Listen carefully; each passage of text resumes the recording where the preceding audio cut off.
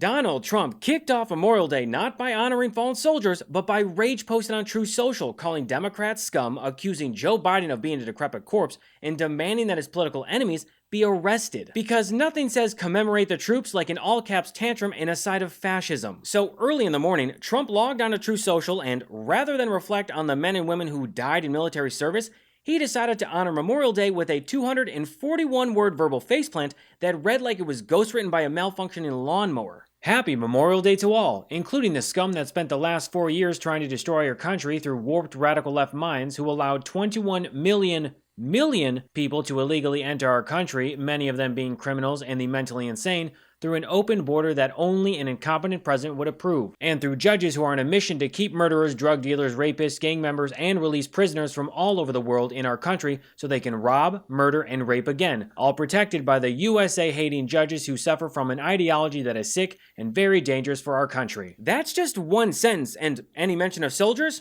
Nowhere to be found. Just to compare, this is what an actual Memorial Day message sounds like. President Barack Obama wrote, "On Memorial Day, we remember the sacrifices that our men and women in uniform and their families have made to preserve our freedom. May we always strive to honor the strength and resolve they've shown our country." One message honors the fallen, and the other screams into the void, and only one of them is from a president who actually knows how to spell dignity. Look, I'm just saying, if Jake Tapper and Alex Thompson want to take a break from their TMZ-style book tour to actually report on the sitting president Donald Trump and his cognitive issues, that would be great. Because here's Trump struggling through this year's Memorial Day speech at Arlington Cemetery. As a linguist, translator, and cryptologic technician.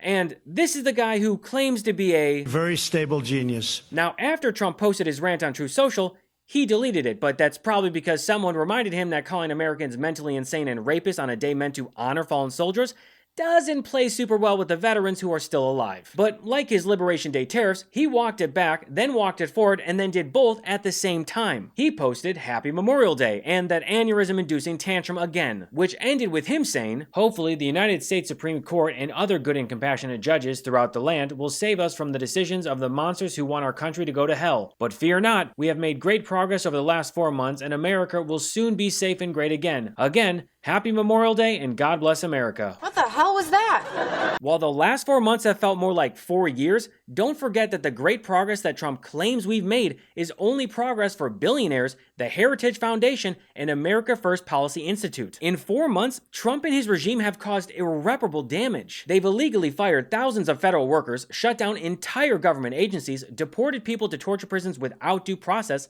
tanked the market, and triggered global economic instability with Trump's brain-dead tariffs. And he hasn't ended a single war he promised would be over on day 1 of his presidency. But sure, tell me how the guy bragging for having everything while fishing for applause during a Memorial Day speech is the one who's going to make America great. In some ways, I'm glad I missed that second term where it was, because I wouldn't be your president.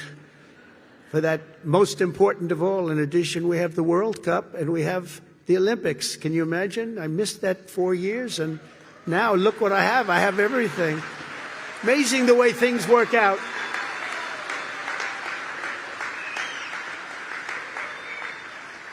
God did that. I believe that too. And because no MAGA holiday meltdown is complete without a little fan fiction, Trump reposted a rant from MAGA influencer Rogan O'Hanley, better known as DC Drano, which sounds less like a real person and more like a Temu brand Marvel villain. They stole the 2020 election and hijacked the country using a decrepit corpse as a frontman. They used an autopen to start wars, steal from our treasury, and pardon their friends, arrest those responsible, and charge them with treason. First off, shout out to all the MAGA keyboard warriors who think National Treasure was a documentary. And second, what exactly is the accusation here, that Joe Biden is dead and we're being ruled by a haunted pen? What an idiot! Oh, what a loser! For those not familiar, an autopen is a mechanical device used to replicate a person's signature. Presidents have used them for decades for standard letters, proclamations, and bills. It goes all the way back to Harry S. Truman in the 1940s. Also, George W. Bush used one, Obama used one, and yep, you guessed it, Trump uses one himself. Have you yourself ever used autopen, sir? Yeah, only for very unimportant papers. And I don't call them unimportant. If you do letters where people write in and, you know, they'd love to have a response, or we'll write responses. And I'll sign them whenever I can, but when I can't, I would use an autopen. But now, Trump's pretending like it's some kind of alien artifact that secretly governs America. He autopenned it. Who was operating the autopen? This is a very serious thing. It's not. It's a robot pen, not Hal from 2001: A Space Odyssey. He autopenned almost everything. They said, wait a minute, this is a gift. He'll do anything. We're going to use the autopen. And they used the autopen and everything. He didn't approve this stuff. Also, right after that autopen rant, Trump had a bizarre senile moment caught on tape where he almost walked into a wall and an officer before Mike Johnson redirects Grandpa toward the hallway. Again, anytime that Tapper and Thompson want to do their job and report on an elderly man with cognitive issues having senile moments, that would be awesome. But unfortunately, these guys are more interested in promoting their book than doing their job. We're back with breaking news in our politics lead and a brand new excerpt from my upcoming book with Axios' Alex Thompson. It's called Original Sin. I'm not sure if you've heard of it. It's on Biden's decline. It's called Original Sin. I'm sure you've heard on May 20th. That's Tuesday. Original Sin. That's coming out in 3 weeks. On May 20th, that's just 19 days away. In 1 week and 1 day. It's coming out in just a few days. Comes out Tuesday. You will not believe what we found out.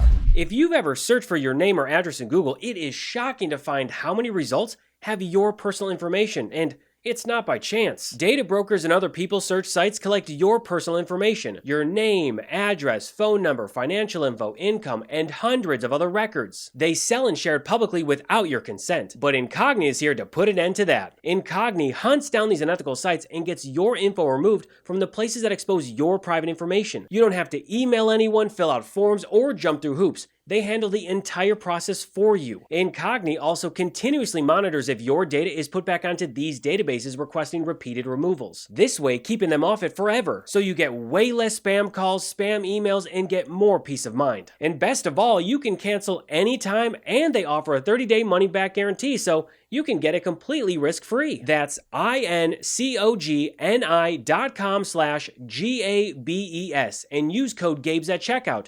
That's GABES.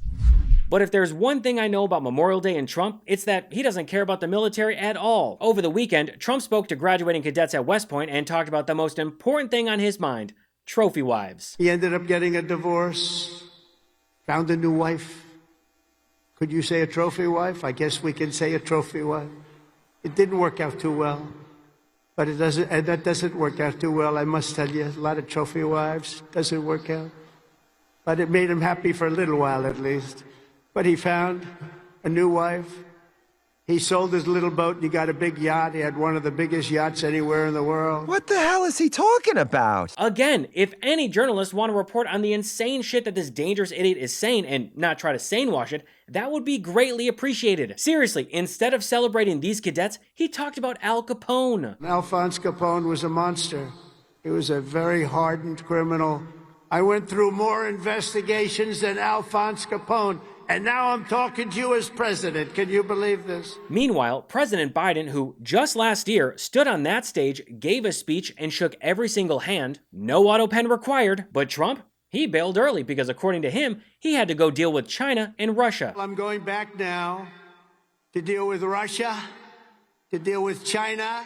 Well, here he is dealing with China and Russia, and here he is again. Wow, what a warrior. The same warrior who skipped visiting a US cemetery in France because it was raining, and called fallen service members suckers and losers. The same warrior who called John McCain a loser because he was captured in Vietnam. So I never liked him as much after that, because I don't like losers. But Frank, let me get to it. He hit me. He's not a war hero. He's a war hero. He's a war hero. 5.5 years. He's a war hero because he was captured. I like people that weren't captured, okay? I hate to tell you. Do you agree with that? He's a war hero because he was captured. And speaking of Vietnam, Trump dodged the draft 5 times because a family doctor claimed he had bone spurs. Because of college, like a lot of people did. Numerous deferments because of college, and I had a foot thing, and I had deferment for that. Despite the fact Trump had been active in various sports, including basketball and baseball. According to Selective Service records obtained by CNN, Trump had been out of school for 18 months before the lottery even began. Awkward. Back in 2019, Pete Buttigieg, who actually served in Afghanistan, called out Trump directly for faking a disability to avoid serving. Do you have a question? Do you think he should have served in Vietnam? Well, I have a pretty dim view of his decision to use his privileged status to fake a disability in order to avoid serving in Vietnam. You believe he faked a disability? Do you believe he has a disability? Yeah. Yeah. At least not that one. No, I don't mean to. No, this is actually really important because I don't mean to trivialize disability, but I think that's exactly what he did. When you think about the way somebody can exploit the system, and needless to say, the way he has treated and mocked disabled people is just one more example of the many affronts to just basic decency that this president has inflicted on this country. But manipulating the ability to get a diagnosis. I mean, if he were a conscientious objector, I'd admire that. But this is somebody who, I think it's fairly obvious to most of us, took advantage of the fact that he was the child of a multimillionaire in order to pretend to be disabled so that somebody could go to war in his place. And here's Senator Tammy Duckworth, who lost both of her legs in the Iraq War, calling Trump what he is, a draft dodger. And I will not be lectured about what our military needs by a 5-deferment draft dodger. And I have a message for Cadet Bone Spurs. If you cared about our military, you'd stop baiting Kim Jong-un into a war that could put 85,000 American troops and millions of innocent civilians in danger. Donald Trump is nothing more than a draft-dodging traitor who doesn't honor or respect our troops. He's an embarrassment to our country, pretending to honor the dead while actively undermining the very institutions they died defending. Thanks for watching. If you want to support my work on What Was That, the best way is by becoming a paid subscriber at whatwasthat.show. I'm fully independent, so your support helps run this one-person production. By supporting, you'll get episodes, deep dive breakdowns, and articles you won't find anywhere else. That's whatwasthat.show. Prefer to listen while you're on the go? What Was That is available on all major podcast platforms. Apple, Spotify, you name it. Until next time, I'm Gabe Sanchez, and this has been What Was That?